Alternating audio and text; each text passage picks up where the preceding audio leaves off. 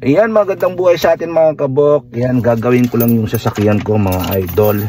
Hindi umaandar yung kanyang blower motor resistor, yung 1, 2, 3. Titignan natin. Tignan nyo. 1, 2, 3, 4. Ayan. Yung 4 umaandar. So magpapalit tayo ng resistor mga idol. Nandito yan. Sabi niya dito, tatanggalin natin yan. So DIY lang tayo. Direct, yabang. Panoorin nyo mga idol. Okay? Yan mga kabok, tatlo yung screw dito sa cabin. Yan, tatanggalin lang natin gamit ang 7mm mga idol. Yan, pag natanggal yung screw, buksan lang ito. Tapos ugutin lang yan. Yan. So, set aside muna natin.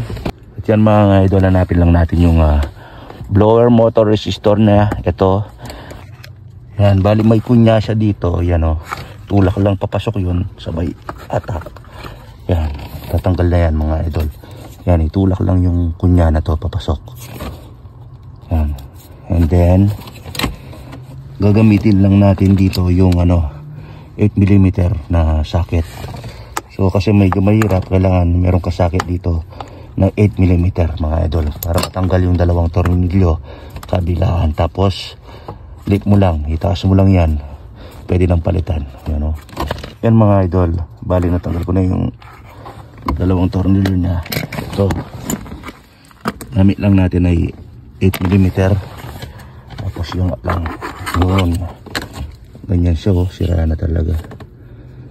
Yan o, grabe. Diyan mga kabok, ito yung code niya. Pwede ito sa 2008 and 2012 Ford Escape. Yan mga idol. Tapos ito na yan, babalik ko na. Yan o, may kunya isa dito. Ito yung pinaka-arapan niya, nandito.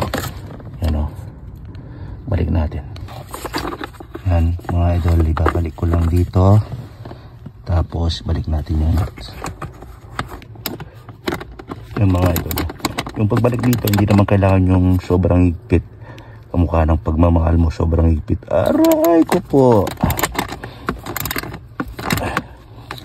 Tapos mga idol, ito balik na natin to. Yan, saksak lang yun dyan. Yun, narinig nyo, may tunog. Mahal, sabi niya. I love you. Ano, grabe. Tapos testingin natin bago natin balik yung cabin na natin, cover.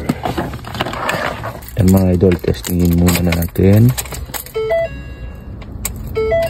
Yan, naririnig nyo yung 1 natin, meron na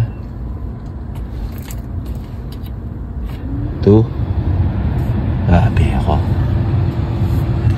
Naririnig nyo 3. Wow. 4. Wala, hindi. Yan, pwede na natin balik yung cover dito. Yung mga idol, sana naman may natutunan kayo. Thank you so much for watching. Goodbye, masama.